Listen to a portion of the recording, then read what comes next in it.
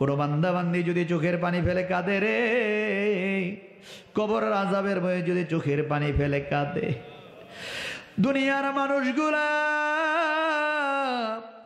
মানুষগুলার কাছে অন্যায় করলে মানুষগুলা তোমাকে ফিরাইয়া দেয়, কিন্তু আল্লাহ পাকের এত মায়া, এত মায়া। আল্লাহ বলে, বান্দারে আমি তোরে ফিরাই দেই না। লা তাকনাতু মির রাহমাতিল্লাহ, ইন্নাল্লাহা ইয়াগফিরুয যুনুবা জামিআ, ইন্নাহু হুয়াল গফুরুর রহিম। বান্দা, তুমি যদি পাহাড় পরিমাণও গুনাহ করো, কিন্তু পাহাড় পরিমাণ গুনার উপরে আমার রহমত থেকে তুমি নিরাশ হইও না, নিরাশ হইও না। গুনাহ করতে করতে তোমার জীবনটাকে তুমি বিনাশ করে ফেলেছো। এরপরও যদি বান্দা যদি আল্লাহ কইয়া ডাকটা দেয়, আল্লাহ এত মায়া, আল্লাহ ডাক দিয়ে কয়, বান্দা তুমি নিরাশ হইও না, নিরাশ হইও না। তুমি যখন আল্লাহ কইয়া ডাকটা দিবা রে, আল্লাহ তোমার গুনাহ মাফ করে দিবে। সবাই তো জিকির করুন, লা ইলাহা ইল্লাল্লাহ, লা ইলাহা, লা ইলাহা ইল্লাল্লাহ, লা ইলাহা ইল্লাল্লাহ,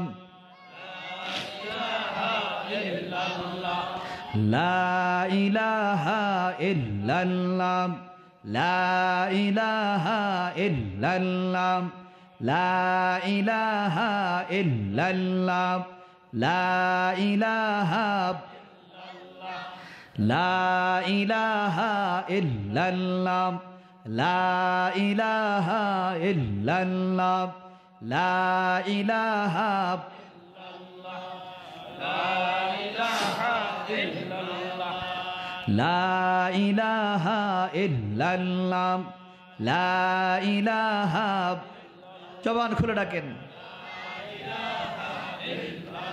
লা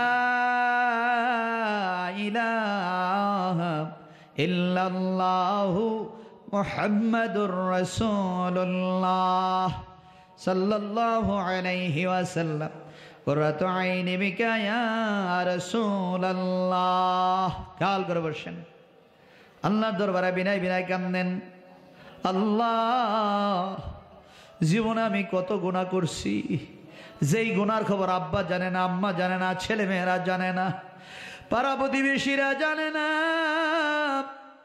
এই মানুষগুলা যদি জানতো, এই মানুষগুলা তো আমাকে সম্মান করতো না, ইজ্জত করতো না। আল্লাহ তুমি আমার গুনাহগুলারে গোপন করে রাখছো, গোপনীয় ভাবে আমার গুনাহগুলা তুমি ক্ষমা করিয়া দাও। কঠিন হাসরের ময়দানে আমাদের গুনাহগুলা প্রকাশ কইরা শরম দিও না। আল্লাহর কাছে চোখের পানি ফেলে কাঁদেন আর বল, আল্লাহ। আল্লাহর কাছে কাঁদতে শরম নাই, আল্লাহর কাছে বলতে শরম নাই। যেই কথা আপনি আপনার আব্বার কাছে বলতে পারেন না, যেই কথা আপনার আম্মার কাছে বলতে পারেন না, মেয়ের কাছে বলতে পারেন না, বিবির কাছে বলতে পারেন না, ওই গুনার কথা আল্লাহর কাছে বলতে পারে। গোপনে গোপনে আল্লাহর কাছে ডাক দিবেন, আল্লাহ আমার গুনাহগুলা তুমি ক্ষমা করছুনি, আল্লাহ আমারে তুমি মাফ করছনি। আল্লাহ আমি আর বাকি জীবনে গুনাহ করব না। নবীজি ফরমান, জিকির করলে গুনাহ মাফ হয়, জিকির করলে বান্দার গুনাহ আল্লাহ মাফ করে দেয়। হাদিসের মধ্যে ফরমান, লিকুল্লি শাইইন সিকালাতুন, সিকালাতুল কুলুবি যিকরুল্লাহ। বান্দা যখন হাতের দ্বারা পায়ের দ্বারা গুনাহ করে, এই গুনাহটা কালবের মধ্যে দাগ পড়তে পড়তে কলবটা অসুস্থ হয়ে যায়। এই কলবটা পরিষ্কার করার, সুস্থ করার একমাত্র মেডিসিন হলো আল্লাহ পাকের জিকির। আল্লাহ পাক বলেন, ইয়া আইয়ুহাল্লাযীনা আমানু যিকরান কাসীরা ওয়াসাব্বিহুহু বুকরাতাও ওয়া আসীলা। হে ইমানদারেরা, বেশি বেশি করে জিকির করো, সকাল সন্ধ্যায় বেশি বেশি করে জিকির করো। জিকির করলে গুনাহ মাফ হয়, জিকির করলে বান্দা আল্লাহর ওলি হয়। এই জন্য আল্লাহর নবী ফরমান, আলা বিজিক্রিল্লাহি তাতমাইন্নুল কুলুব। আল্লাহ পাক কোরআনের মধ্যে ফরমান, আলা বিজিক্রিল্লাহি তাতমাইন্নুল কুলুব। জিকিরের দ্বারা বান্দার অন্তরের মধ্যে শান্তি আসে। এই জন্য যারা বেশি বেশি করে জিকির করে, জিকিরের দ্বারা বান্দা আল্লাহর ওলি হয়ে যায়, জিকিরের দ্বারা বান্দার গুনাহ মাফ হইয়া যায়।